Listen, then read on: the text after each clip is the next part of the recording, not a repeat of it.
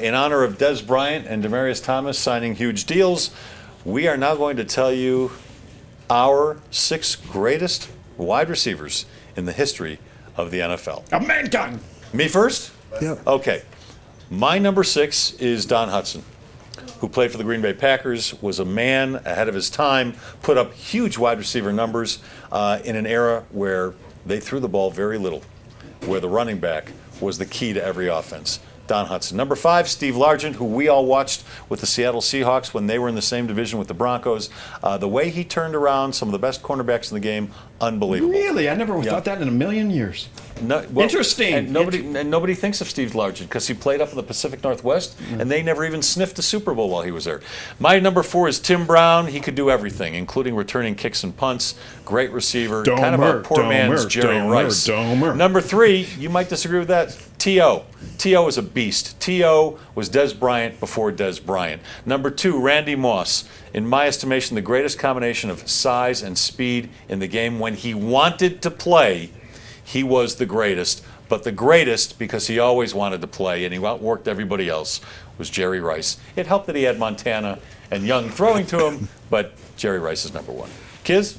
The game of football has changed a great deal at the NFL level over the decades, so I'm doing it by era. That's my list. It's my era. Number 6, Don Hutson. From the dinosaur era, he invented the position of wide receiver.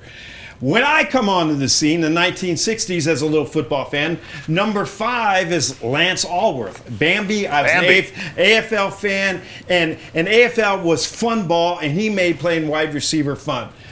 Number 4, we advanced to the 70s. I'm a high school kid, and this is my favorite wide receiver of all time, Lynn Swann. He was an acrobat. Some people think he's overrated. I think he transformed the position to make it more athletic, more graceful, more entertaining. If only they'd thrown to him more. Yeah.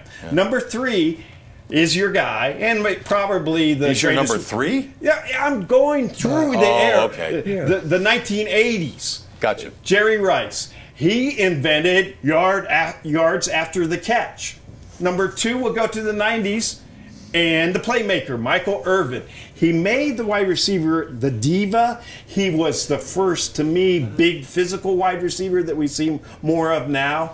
And then I take it to the modern era since 2000, and I go with Randy Moss because he's too good for you. And sometimes he's too bad to have on your team. And that's my list of the wide receivers through the history of the NFL. Good way to do it. Woods? And mine are number 6, Steve Largent. So real 2 of you. Oh, I loved watching him play. I thought he was like one of the greatest in the world. Elroy Crazy Legs Hirsch. Number 4, Marvin Harrison. Number 3, Fred Biletnikoff. Number 2, James Lofton. And number 1, Jerry Rice. Ooh, Lofton, very high up. All right.